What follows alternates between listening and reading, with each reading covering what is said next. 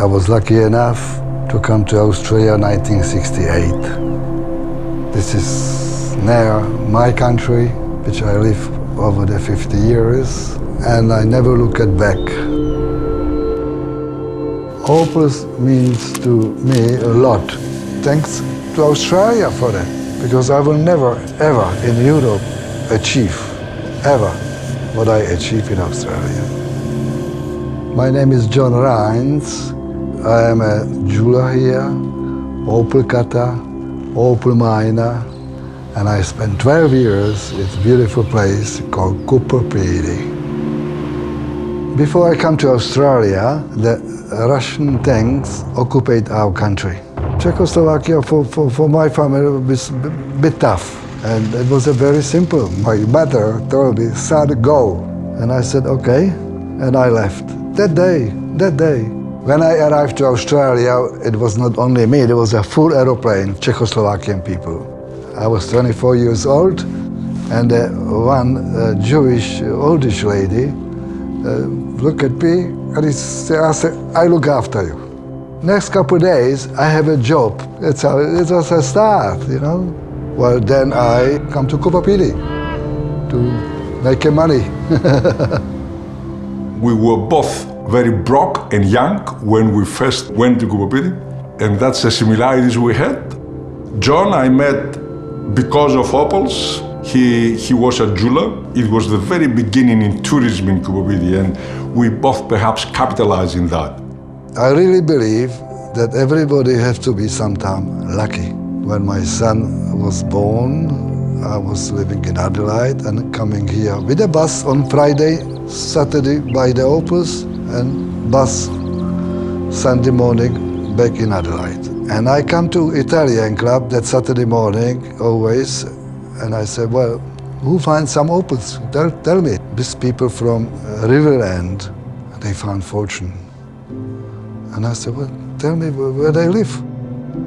And I go knock on the door, and a humble farmer come with what I want. I said, listen, I heard you find some opals. He took 2 buckets, the steel buckets, and we went on the veranda back and put 1 bucket here. I said, listen, here it is. Sunday morning I was home, I cut the opals, 1 cassette, 24 stones. Monday morning, jump on the aeroplane to Melbourne. I have people who I was selling as well. And I said, I have something very special. And she said, whoa, how much you want for it? I said, $35,000. And she said, I'll give you 25. I said, all right. And I come home with $25,000. The biggest luck in the life, is it? But I make one of the best opals out of that for his wife. My mother always said, you give and you get.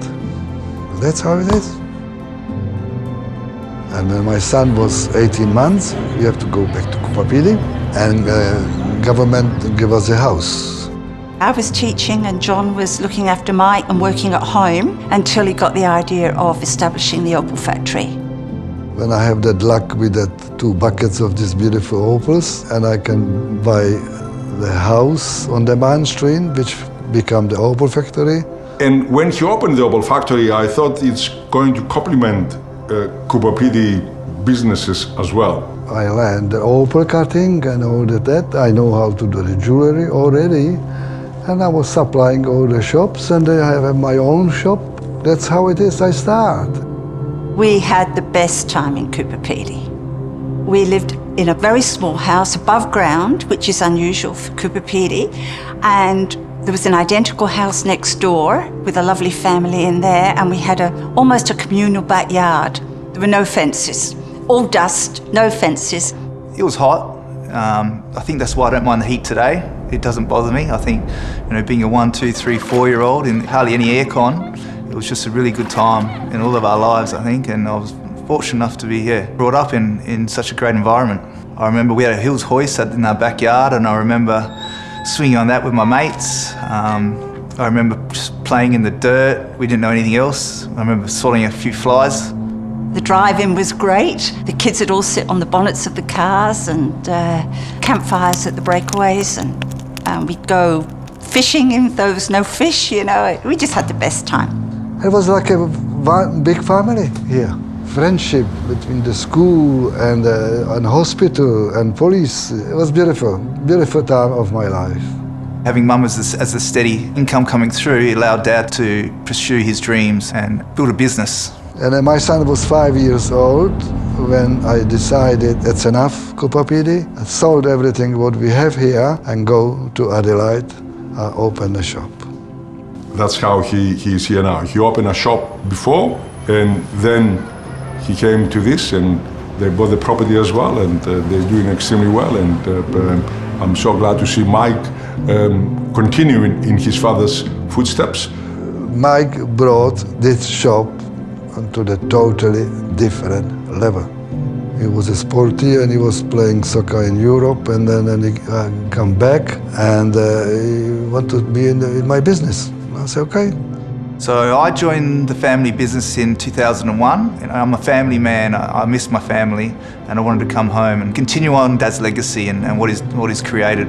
He started interesting in diamonds, and he started dealing and learning about diamonds. And therefore, the Opal factory come Opal and Diamond Factory. And there, well, my son is a managing director or whatever, and I just get a pocket money here and there.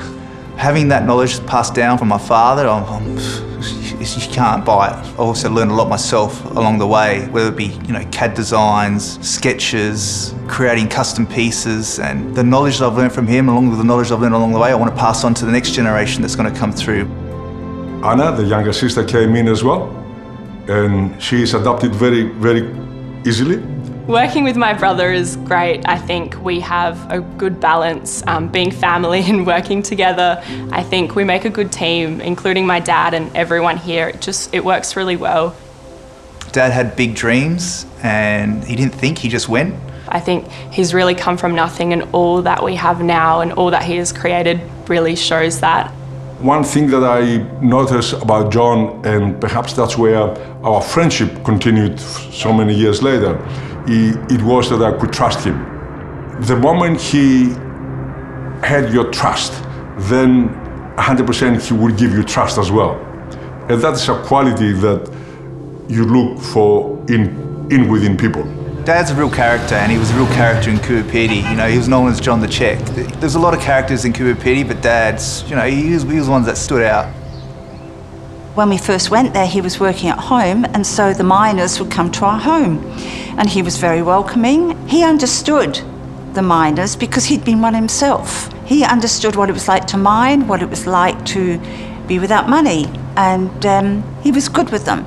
The relationships Dad has formed over the years with miners means that we had almost first dibs on a lot of their finds, and we've got stones in the safe that are 30, 40 years old that we bought that long ago that you just can't buy anymore.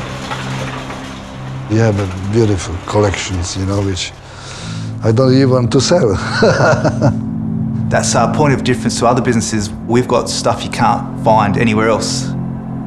Opals, it's basically silicon and water. And over the millions of years, become opalized.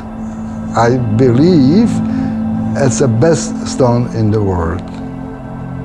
The Australian gemstone is such an incredible stone. All the colours within the stones are just amazing, and no two opals are the same. Besides opals, we specialise in diamonds now, coloured stones, even pearls. When customers come in, generally we start with the stone and then we build the exact piece that they want around the stone. And I think what's so priceless is when we create that custom piece and they see it, and honestly their eyes light up. And it's really great to be this small part of their journey in life, and often it's an engagement, wedding, and we just feel really honoured to be part of that.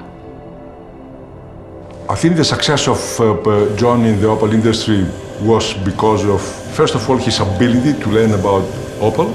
Secondly, very hard-working man. Work never fails him. As a father figure, he has shown that he will do anything for his kids and his family. And I find that this is a very high quality in a person.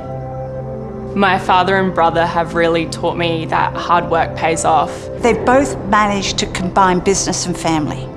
And I see now Mike, when he comes home, he cooks, as John used to cook. and he does it almost to relax and spend time with his family. I love working with my wife Melanie, I love working with my sister Anna, I love working with Dad, I love working with Mum, and we all have one common goal, and that's just to create a legacy and continue on what Dad started.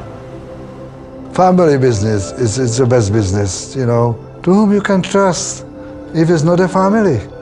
Our partnership will never be broken, ever.